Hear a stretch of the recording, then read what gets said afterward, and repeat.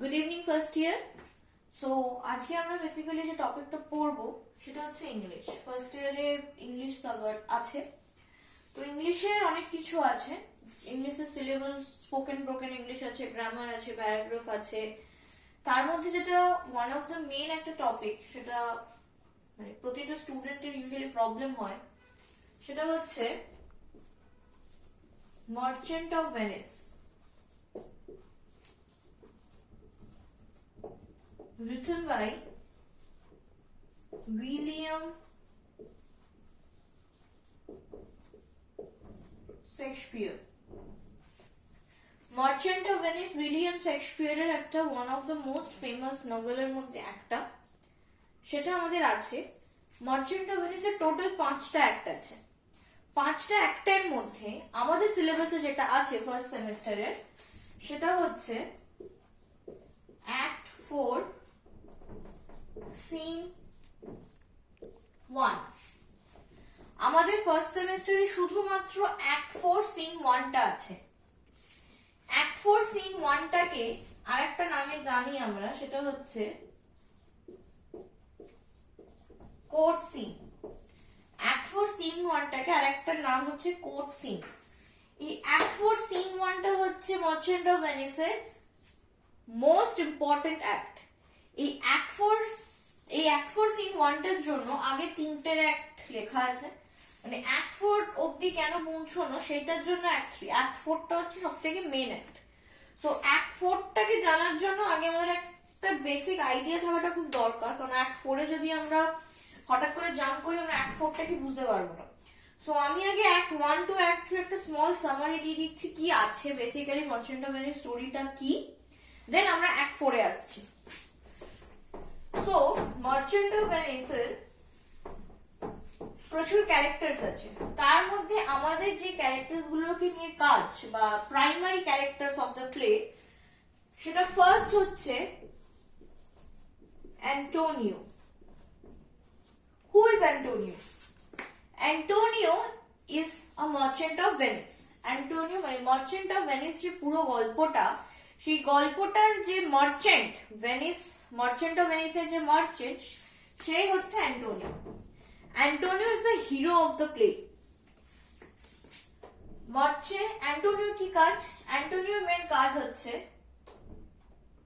Sheep trading, মানে শিপের সাহায্যে যেই সময়কে মার্চেন্ট অফ ভেনিস লেখা, সেই টাইমে শিপের থ্রুতে জাহাজেতে সমুদ্র দিয়ে মাল আচার পাচার হতো, বিক্রি হতো। ও হচ্ছে বেসিক্যালি শিপ ট্রেডিং করতো। আর সাথে সাথে প্লাস হি ওয়াজ আ মানি লেন্ডার।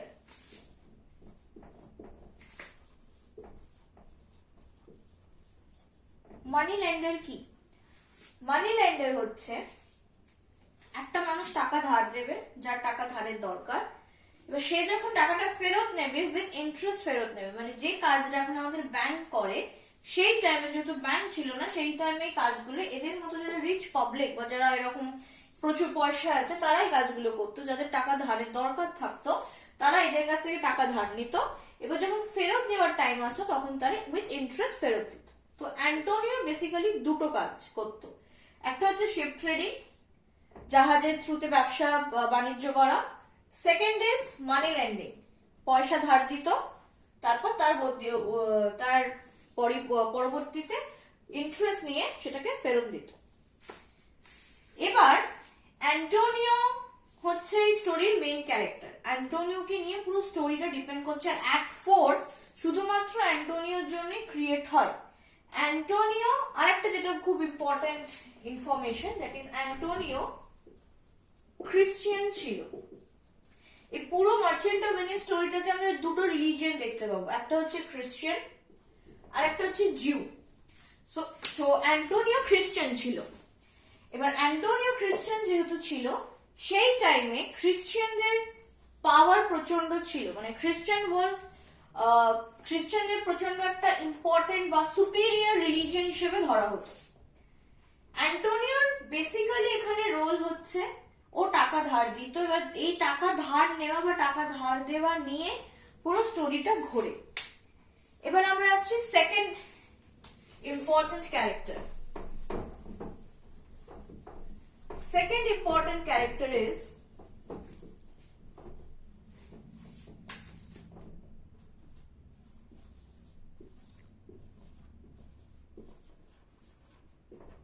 বাসানিও। বাসানিও কে? বাসানিও যদি পরিচয় দিতে হয় এই প্লেতে, বাসানিও is best friend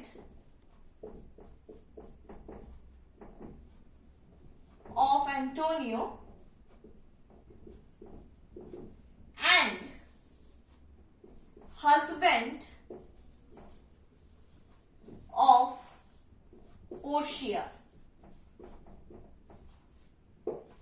Best friend of Antonio and husband of Portia. This is একমাত্র পরিচয় বাসানিও। বাসানিও নিজস্ব আর কোনো পরিচয় নেই। বাসানিওর কাজ কি? বাসানিও বেসিক্যালি কোনো কাজ করতো না। বাসানিও কি করতো? বাসানিও টাকা ধার নিত, নিয়ে সেই টাকা দিয়ে একটা প্রচন্ড রিচ লাক্সারিয়াস লাইফ লিড করতো। আর বাসানিও মেইনলি কার কাছ থেকে টাকা ধার নিত? সে হচ্ছে অ্যান্টোনিও। অ্যান্টোনিওর প্রচন্ড ভালো ফ্রেন্ড ছিল হচ্ছে বাসানিও। আর অ্যান্টোনিও বাসানিও এতটাই ক্লোজ ছিল যে অ্যান্টোনিও বাসানিওর কথায় অ্যান্টোনিও যে কোনো কাজ করতে রাজি ছিল। বাসানিও যতবার টাকা দরকার হতো, শুধু টাকা নয়, যে কোনো ধরনের নিড হয়ে হেল্প হোক, বাসানিও অ্যান্টোনিওর কাছে যেত। আর অ্যান্টোনিও উইদাউট ইভেন কোয়েশ্চেনিং, কোনো প্রশ্ন ছাড়াই, কোনো ভাবনা চিন্তা ছাড়াই সে হেল্পটা বাসানিওকে করতো। এটা হচ্ছে first role of বাসানিও।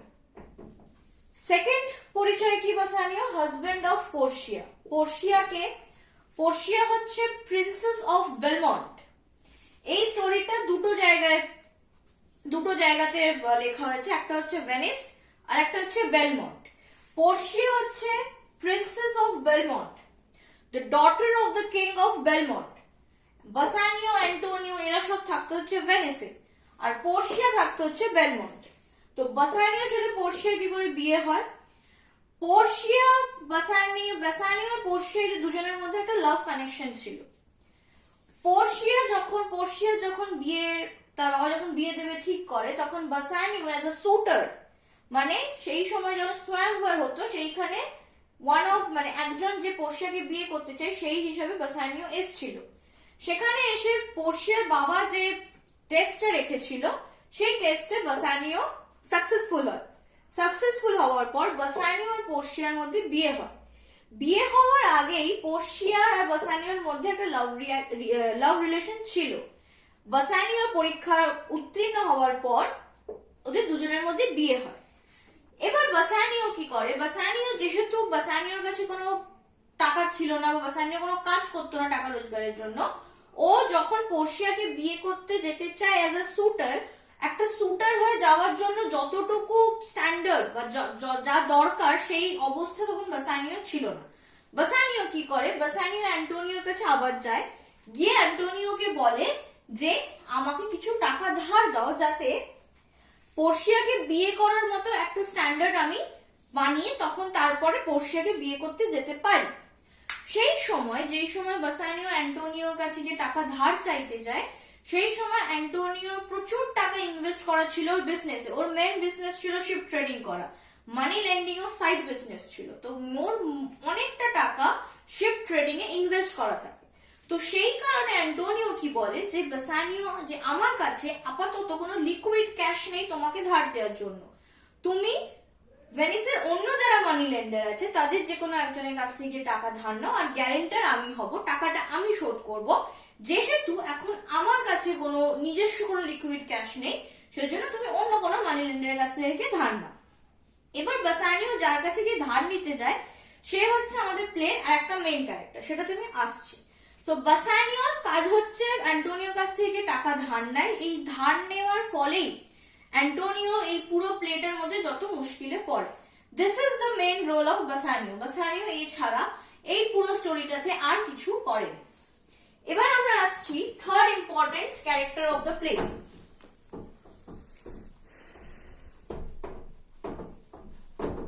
That is Portia. Portia is the third important character of the play, and she is regarded as the heroine of the play. প্রতিটা প্লের যেমন একটা হিরো থাকে তেমন একটা হিরোইন থাকে। মার্চেন্ট অফ ভেনিসের হিরো হচ্ছে অ্যান্টোনিও আর heroine হচ্ছে Portia. But এই প্লেতে হিরো হিরোইনের মধ্যে কোনো লাভ সম্পর্ক ছিল না, ছিল হচ্ছে হিরোর বেস্ট ফ্রেন্ডের সঙ্গে। So Portia is princess of Belmont and wife of Bassanio.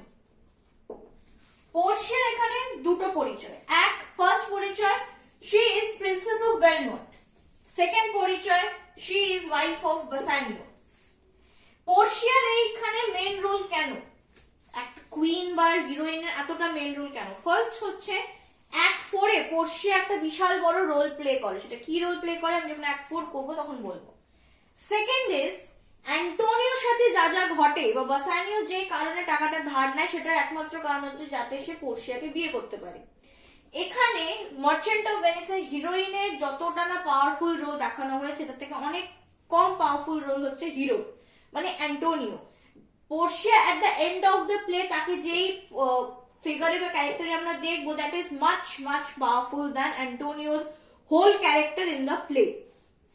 This is the third important character of Merchant of Venice. Now we are coming to the fourth and the last important character.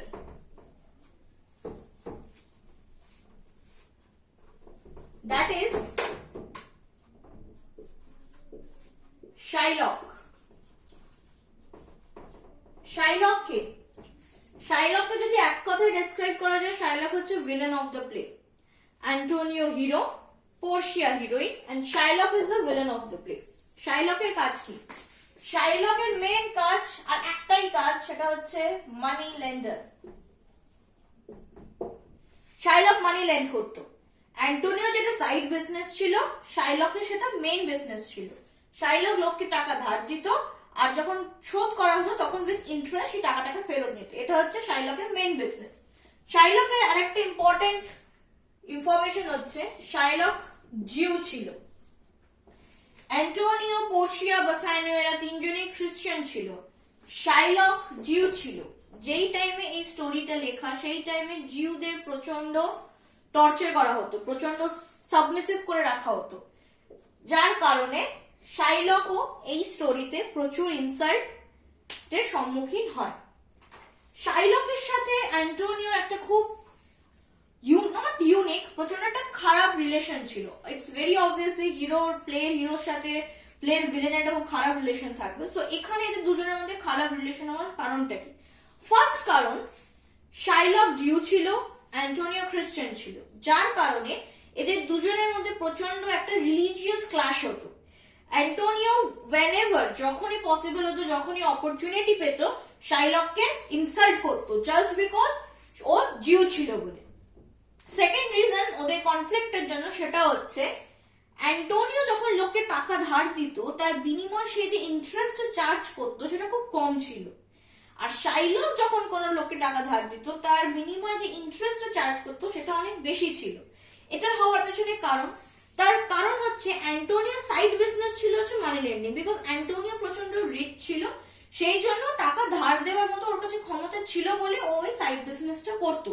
কিন্তু Shylock-এর main বিজনেসই ছিল মানি lending, যার কারণে ওর rate of ইন্টারেস্টটা অ্যান্টোনিওর rate of ইন্টারেস্টের থেকে অনেকটা বেশি ছিল। যার ফলে কি হয়, মানুষ সেই সময় অ্যান্টোনিওর কাছ থেকে বেশি টাকা ধার নিত Shylock-এর থেকে, কারণ মানুষ যার কাছে বেশি কম ইন্টারেস্ট দিতে হবে তার কাছে যাবে। এই কারণের জন্য Shylock-এর বিজনেস প্রচন্ড হ্যাম্পার হতো। সো Shylock-এর অ্যান্টোনিওর উপর রাগের দুটো কারণ, ফার্স্ট রিলিজিয়াস ক্ল্যাশ আর সেকেন্ড বিজনেস ক্ল্যাশ। দু ধরনের ক্ল্যাশের জন্য অ্যান্টোনিও আর Shylock-এর মধ্যে একটা প্রচন্ড খারাপ সম্পর্ক ছিল। এবার ঘটনাটা কি ঘটে? ঘটনাটা ঘটে হচ্ছে বাসানিও যখন অ্যান্টোনিওর কাছে গিয়ে টাকা ধার চাইতে যায় সেই মুহূর্তে অ্যান্টোনিওর কাছে, আমি যেটা বললাম যে কোনো লিকুইড ক্যাশ ছিল না, তখন অ্যান্টোনিও বেসানিওকে বলে যে তুমি অন্য কোনো ভেনিসের মানি লেন্ডারের কাছে গিয়ে টাকা ধার চাও। এবার অ্যান্টোনিওর পরে যদি অন্য কোনো বা অ্যান্টোনিওর সিমিলার যদি কেউ মানি লেন্ডার, অত বড় অ্যামাউন্টের বা অত রিচ একজন মানি লেন্ডার যদি কেউ থেকে থাকে, সেটা একমাত্র ছিল হচ্ছে শাইলক।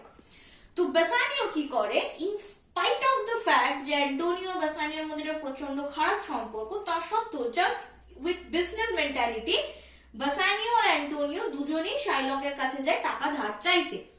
শাইলকের কাছে যখন টাকা ধার চাইতে যায়, তখন শাইলক বলে যে 3 মাসের মধ্যে টাকাটা তাকে ফেরত দিতে হবে।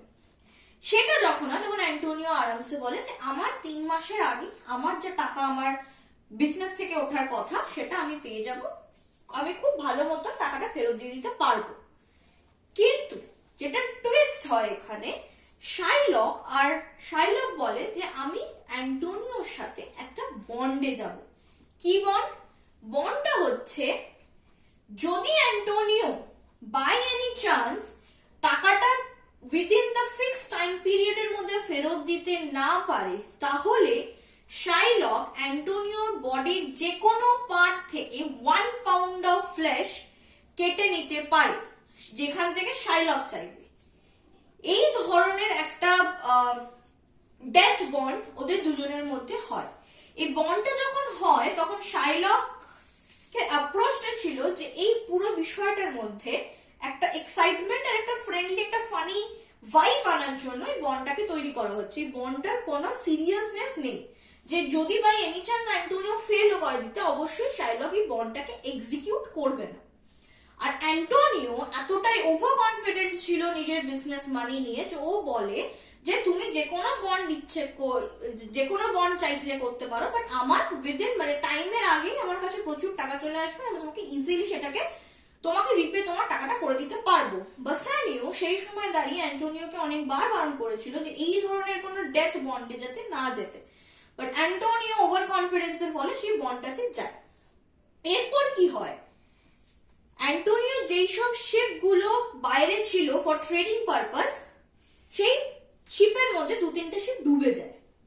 ডুবে যাওয়ার ফলে কি হয়, 2-3টে শিপ ডুবে যায় আর 2-3টে শিপ হারিয়ে যায়, যার কারণে অ্যান্টোনিও কোনো শিপ তার কাছে ফেরত আসে না। তাতে কি হয়, অ্যান্টোনিও যে টাকাটা ওই বিজনেস থেকে আসার কথা ছিল সেই টাকাটা আসে না। অ্যান্টোনিও কমপ্লিটলি ব্যাংকরাপ্ট হয়ে যায়। ব্যাংকরাপ্ট মানে তার কাছে একটা টাকাও আর থাকে না, যেটাকে বাংলায় আমরা দেউলিয়া বলি। সো কি হয়, অ্যান্টোনিও যখন এরকম একটা অবস্থা দাঁড়িয়ে যায়, সেখানে দাঁড়িয়ে অ্যান্টোনিও শাইলকের টাকাটা টাইমের মধ্যে ফেরত দিতে পারে না, আনসাকসেসফুল হয়ে যায়। তখন কি হয়, তখন শাইলক যখন দেখে যে অ্যান্টোনিও টাকাটা টাইমের মধ্যে ফেরত দিতে পারেনি, ও কি করে, ও যে বন্ডটা ওদের দুজনের মধ্যে হয়েছিল সেই বন্ডটাকে তুলে ধরে। কারণ যখন বন্ডটা বানানো হয়েছিল তখন মুখে বলা হয়েছিল যে এটা কোনো সিরিয়াস বন্ড নয়, বাট রিটেন স্টেটমেন্ট কোনো ছিল না। রিটেন স্টেটমেন্ট যদি কিছু থেকে থাকে সেটা একমাত্র বন্ডের রুলস এন্ড রেগুলেশনস গুলোর বন্ডটা। দ্যাট মিনস এখন শাইলকের কাছে বন্ডটা আছে, আর অ্যান্টোনিও শাইলককে মিথ্যে প্রমাণ করার মতো যে ও বলেছিল এই বন্ডটা কোনো সিরিয়াস বন্ড হবে না, তার জন্য অ্যান্টোনিওর কাছে কোনো কিন্তু প্রুফ নেই। দ্যাট মিনস যদি এখন শাইলক চায় অ্যান্টোনিওর বডি থেকে 1 পাউন্ড অফ ফ্লেশে কেটে নিতে পারত। এই পুরো ঘটনাটা যখন ঘটে, যখন অ্যান্টোনিও ফেল করে, শাইলক সেই অপরচুনিটিটা নেয়। শাইলক এই অপরচুনিটিটা কেন নেয়? শাইলকের এই অপরচুনিটি নেওয়ার দুটো কারণ আছে। শাইলক যখন বন্ডটা তৈরি করে, ও যদিও জানতো না যে অ্যান্টোনিও এরকম কোনো লস খেতে চলেছে, বাট তাও just for his inner thought ও কি এরকম একটা বন্ড তৈরি করে। বাট ও যখন দেখলো যে আমার এই বন্ডটা ভালো দিকে ঘুরে গেছে ওর জন্য, কারণ ওর অ্যান্টোনিওর উপর প্রচন্ড রাগ ছিল। একটা হচ্ছে রিলিজিয়াস রাগ আর একটা হচ্ছে বিজনেস রাগ। এই দুটো রাগের কোনোটারই সে কোনোদিন উপড়ে ফেলতে পারেনি। কারণ প্রথম হচ্ছে অ্যান্টোনিও খ্রিস্টান ছিল, সেই টাইমে খ্রিস্টানদের প্রচন্ড প্রায়োরিটি দেওয়া হতো। সেকেন্ড, অ্যান্টোনিও প্রচন্ড পাওয়ারফুল ছিল শাইলকের থেকে বেশি। আর থার্ড, শাইলক কোনো অপরচুনিটি পায়নি অ্যান্টোনিওর কাছ থেকে রিভেঞ্জ নেওয়ার। এবার শাইলক যখন এই অপরচুনিটিটা পায় ওর কাছ থেকে রিভেঞ্জ নেওয়ার, শাইলক কোনোভাবে এই অপরচুনিটিটাকে নিজের হাত থেকে যেতে দিতে চায় না। এই জায়গায় দাঁড়িয়ে তখন আসে অ্যাক্ট 4। অ্যাক্ট 4-এ কি হয়, অ্যাক্ট 4-এ এই বন্ডটা মানে অ্যান্টোনিও টাকা দিতে ফেল করে, শাইলক বলে আমি আমার বন্ডটাকে এক্সিকিউট করব। এইটা নিয়ে দুটো কোর্টে গিয়ে দাঁড়ায়। ফ্রম দেয়ার অ্যাক্ট 4 যেটা আমাদের সিলেবাসে আছে সেটা স্টার্ট হয়।